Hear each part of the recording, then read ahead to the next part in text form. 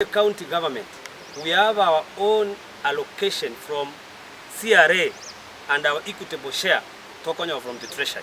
There is no amount of delegations to State House that can increase the amount of money that we get as a county. That is decided by the Senate of this Kenya under the laws that we have in the 2010 Constitution. So nobody should lie to us that there is a way we can get something more or a bit of in terms of development as a county or as an assembly from the president by visiting him in State House. The assembly, today I made a conscious choice to stand here because I want to stand with the people. And we stand to defend devolution. The Kisii County Assembly is recognized as one of the 47 counties constitutionally mandated to manage their own affairs. As we speak, we do have money that is still within the CRF account of Kisii County, and it has not been fully utilized.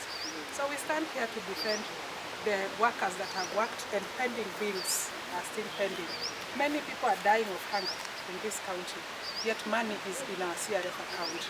So we demand that after the governor is done with demanding for additional development, may he come back and pay pending bills. May he come back and attend to the devastating medical situation in our hospitals. May he come back and attend to the local issues. Barry Thomas, MCA representing the people of Bobasi Butanari. I made a conscious decision not to go to State House, not because of anything. Because 2 weeks ago, the president had a delegation of over 6,000 people from Kisii. There were a lot of issues that were discussed. Promises were given. So the reason as to why I did not attend this meeting today, I believe it is not about development. It is about how to bring down our son Fred Okengo MATIANG'I. That is the only reason as to why I did not go to this meeting today. Because if we were in State of 2 weeks ago, a delegation of Kisii leaders and people, what is this new that we were going again back as MCAs and governor who have got their budget and their roles defined in the name of seeking development? We have listened to so many lies from President William Ruto. We went to Kakamega as a delegation from Kisii. We spoke about the airport, Suneka, airstrip. We spoke about the cancer center. He spoke so many other things. He came to when we had the opening of 31st, the New Year. We took a lot of rice in the State House, State Lodge. And he did say that he was going to do those things that he had agreed on. As we speak, nothing has been implemented. We are here, more than 30 MCAs who have stood firm and said enough is enough about the lies of His Excellency the President, and for us he is one term. The leader of minority Kisii County Assembly. As my colleagues have said, we wish to well those who have gone to State House, and they will bring accountability when they come back. But the issues they went to seek for are unknown. I wish that we had taken a different trajectory, that we could have met at the grassroots level. The governor should have consulted more, because there are many things that we could have asked before. For example, capital investment in water in our various places. Our hospitals are in shambles, and we could have done more diligent proposal other than what was done by our MPs. Number two, since 2022-23 budget, 2023-24 budget, 2024-25, and the 2025-2026 budget, at an average of 15 billion, Kisii County has received about 60 billion now, which is to our good. And if you take 30% of it for development, it gives you 20 billion for development. That on average works to about 444 million for every ward. What we are asking our good governor, my friend, is accountability for the resources that he has been given. I'm Makaya, MCA representing the people of Nyateko. Today we're here as the County Assembly of Kisii, and we wanted to speak categorically about the unity of democracy. As you know, in Kenyan politics is run around communities and regions. And we've seen regions like Siaya, Migori, and other places like Coast. People are benefiting because they are organized as communities. But unfortunately, here in Kisii, since the advent of MCAs as the leader of Abagusi, we've not had a leader to unite Kisii.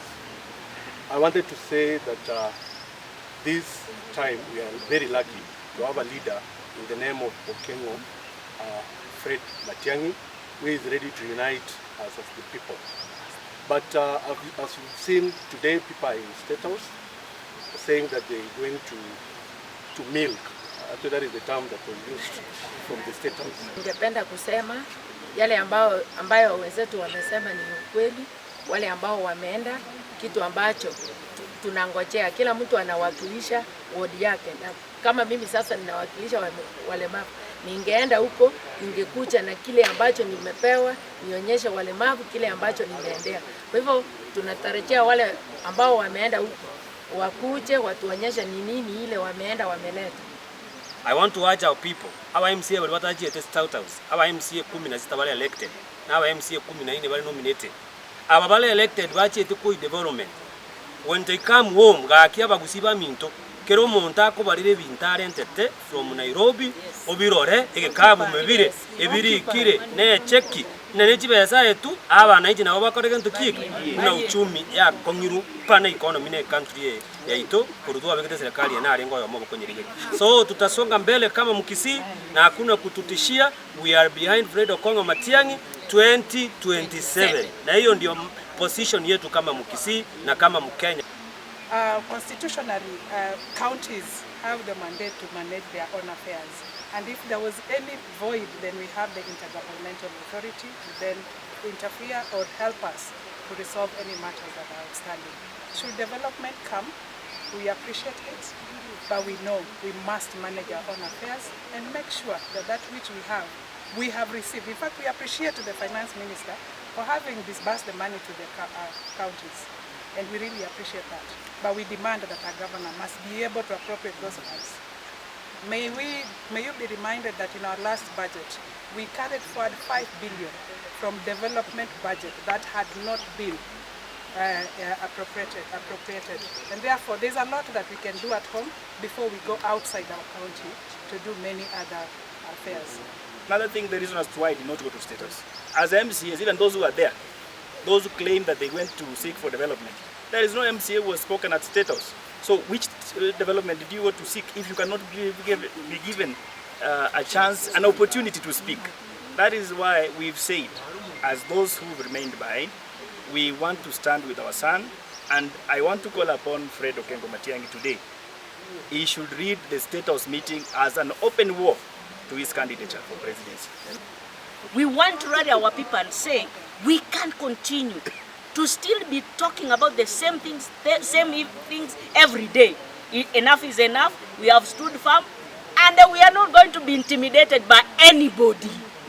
We are here by right, and we have stood here in our own volition that we are not going to State House. There is no amount of intimidation that is going to make us change. For us is one term, and Fred Okengo Matiang'i is the candidate to watch. I want to urge our people that those are means that are intended to divide us as the people.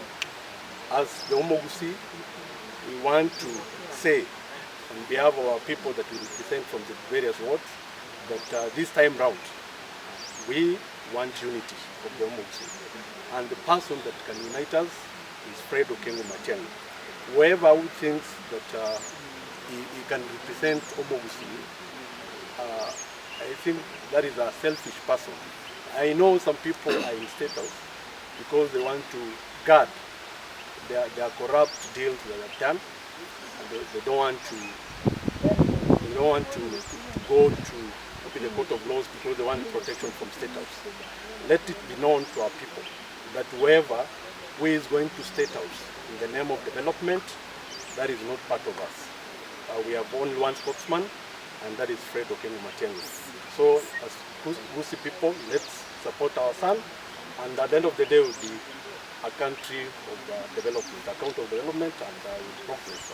I asked that the Senate and the members of Parliament support the members of County Assembly to do their mandate instead of undermining them. So if every ward could have received an average of 400 million in the last 3 years, because that's what the average comes for, you will see transformation. So as he finishes, what we are going to ask of our good governor is accountability of the resources of about 60 billion. We have another about 30 to come for the next 2 financial years. That means if we were to use that 30% of that will transform our community. So at the end of the day, when elections will come on 2027, nobody is going by the way to ask our good governor to account for the visit to State House. If I were him, I'll stick here and go to the village and improve the road network, the water, and the health facilities. It will never count that you have gone to State House 10 times. If I were him, I'll stick to that.